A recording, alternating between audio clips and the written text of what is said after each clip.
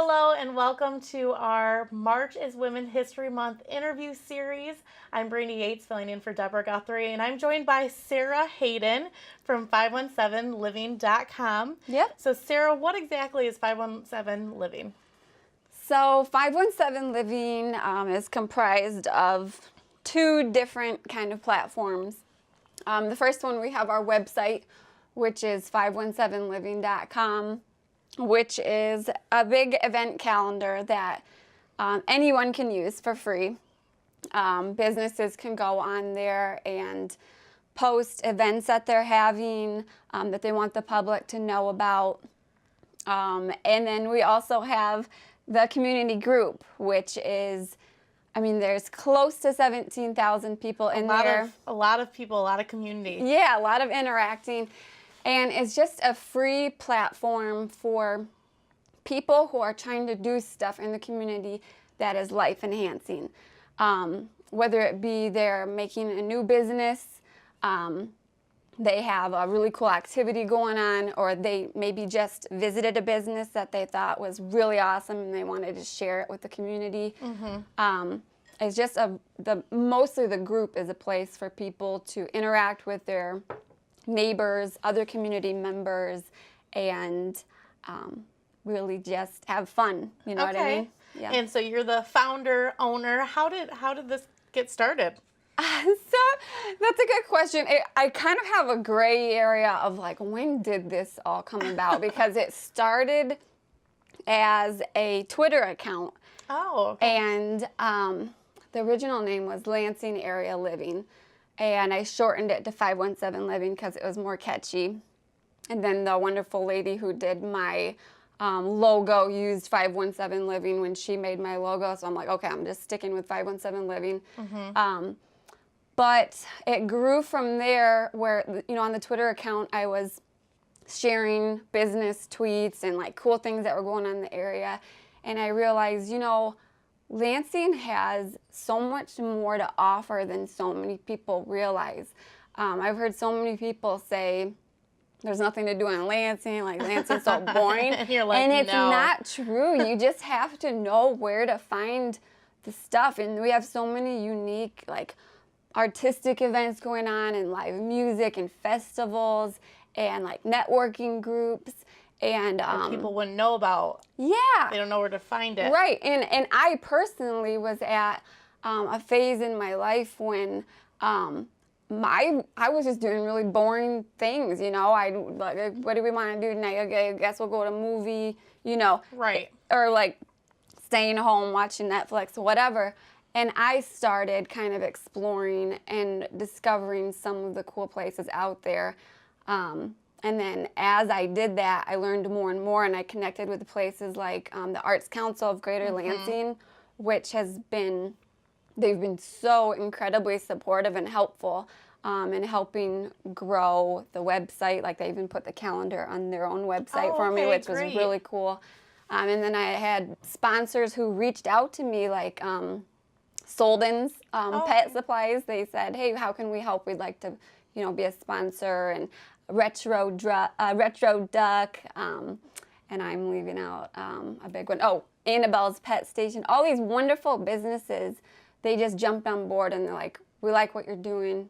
We want to help. We want to support and you. it's just been growing, Yeah. All kinds of wonderful people. So you're not the one actually filling out the calendar, right? Correct. So collaborators, they're doing it themselves.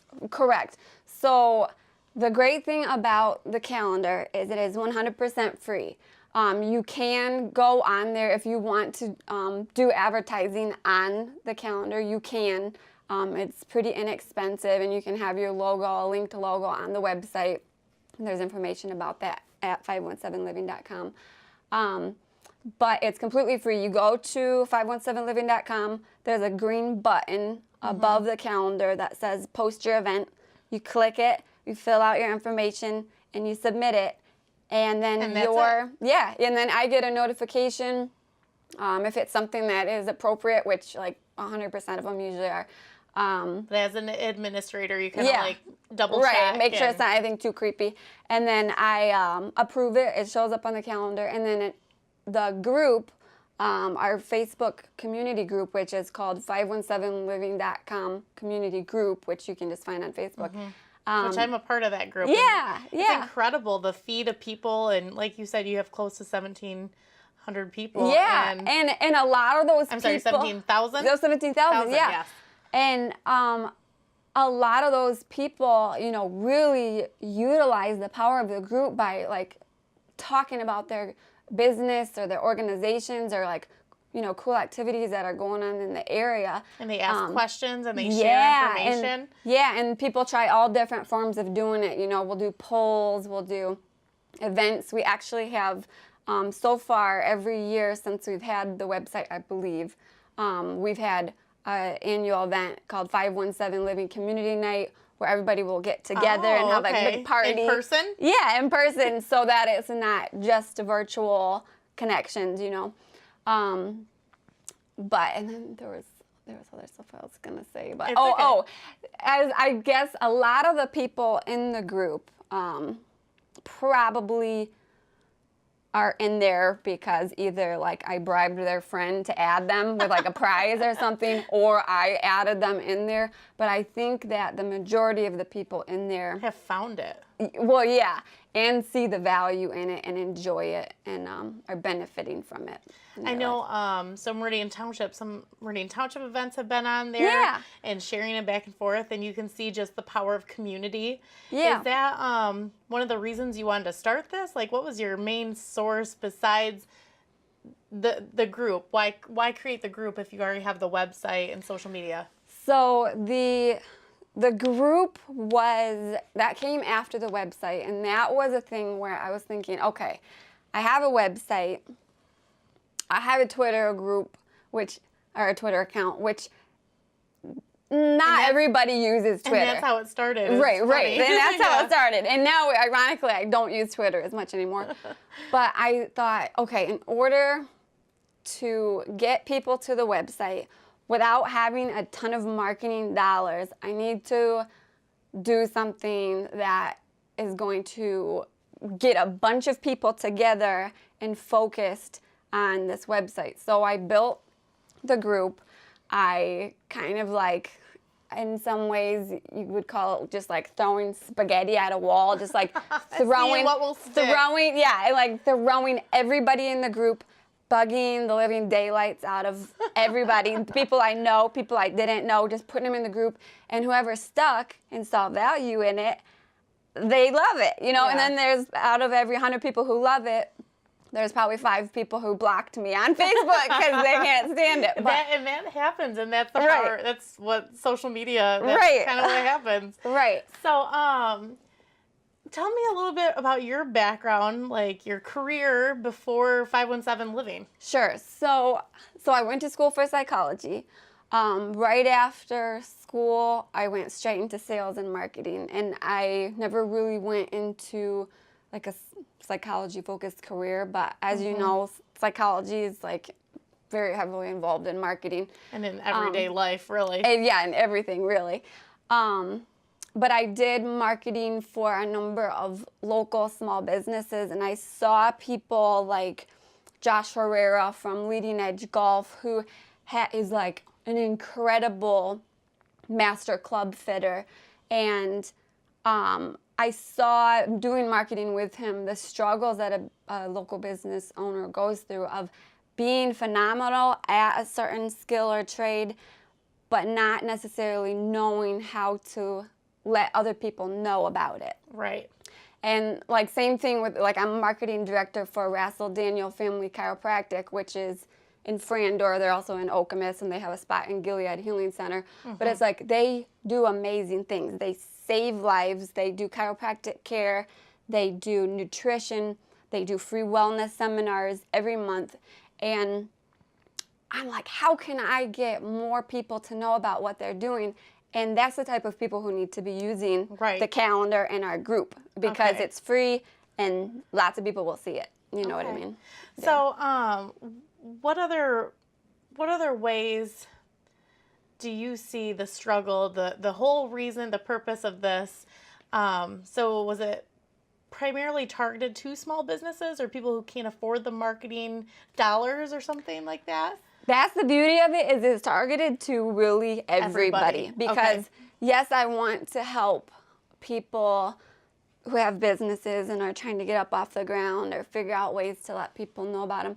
But it's also for just people in the community who are like, hey, I have young kids. Like, we'll get posts in the group that are like, my granddaughter is coming to stay the weekend with me in Lansing. What are some fun free things? Right. And we'll get, sometimes hundreds of people saying like, oh, you need to check out Impression 5, or, take them to this thing, take them to that thing.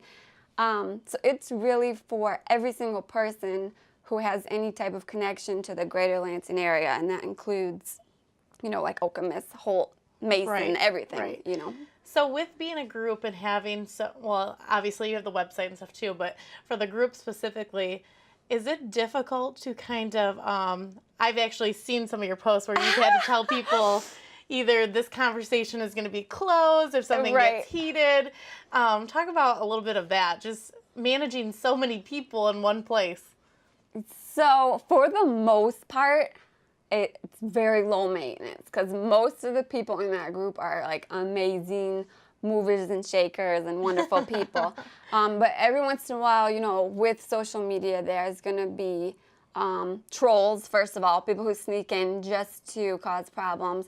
And second of all, people who are saying things that don't belong on social media because it's not helping anybody. Like, exactly. The things I'll remove from there is if, people are just straight up hating on a business, like, Right. we don't want to hear about that. That's not the point of that. Yeah, like, we're here to support businesses. If you don't like them, post it on your own page, Right, But, right. But for the most part, and our